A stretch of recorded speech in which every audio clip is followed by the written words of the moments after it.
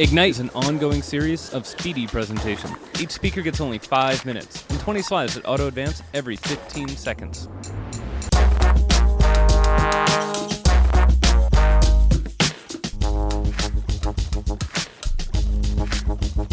I'm here to talk tonight about community broadband alternatives. And we're all struggling with broadband access that's too slow and too expensive. And so I want to talk about what we have today, where we're going in the future, what incumbents are doing, and what the alternatives are.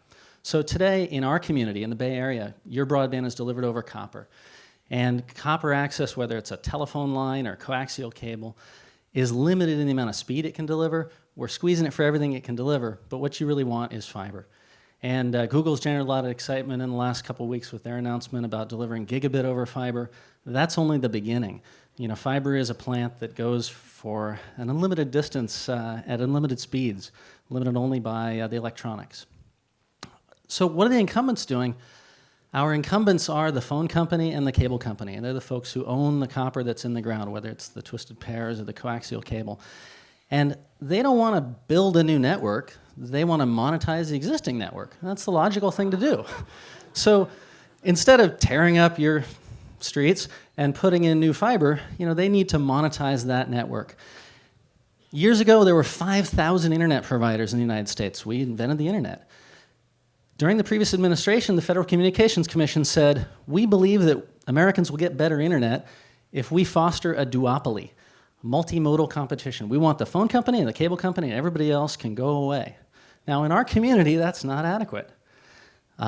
So what can you do as a community? You can encourage innovative new construction techniques like microtrenching, use of alternate right-of-ways like sewers, gas lines, existing conduits and duct that your community might own.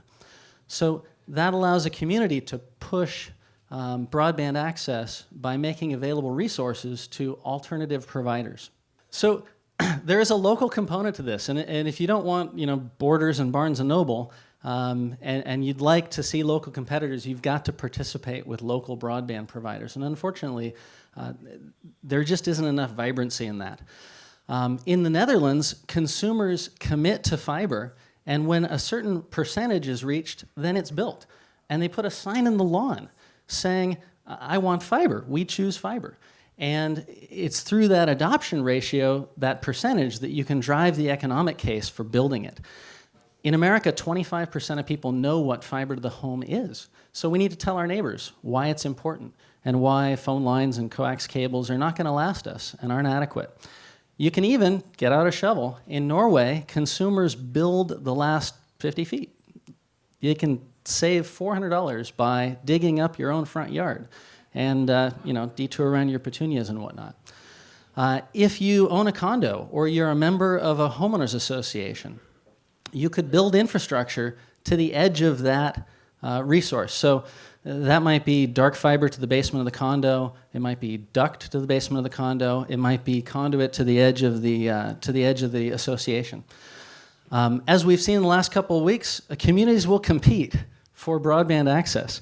And Santa Rosa and Petaluma, and I've heard Topeka is now called Google Kansas, in hopes that they'll get deployment. So what's going on in your community? Sonic.net is currently building 3 miles of fiber in Santa Rosa to deliver a fiber to the business, or FTTB, deployment in a portion of Santa Rosa. And we're also squeezing copper for everything it's worth and delivering products in the core of communities around the Bay Area. Santa Rosa is one example, but Sebastopol here and all around the Bay Area, delivering faster and faster services to customers that are close in. Our plan is to build fiber to the home in a pilot network, and the highest adoption is Sebastopol. So we've laid out a pilot network for Sebastopol, and we're beginning work on this project right now. It's got a little funny dog leg on the left there, and you might wonder what that's for. Ignite is an O'Reilly event. Now remember also, this is Sebastopol, so we have to consider the health effects of every new technology, be it fiber or wireless. And as everyone knows, fiber is good for you. So we've got unicorns and light. Thank you all very much. And if you have any ideas, suggestions, Please get involved and participate. My contact information is here, and I'd love to hear from you. Thank you.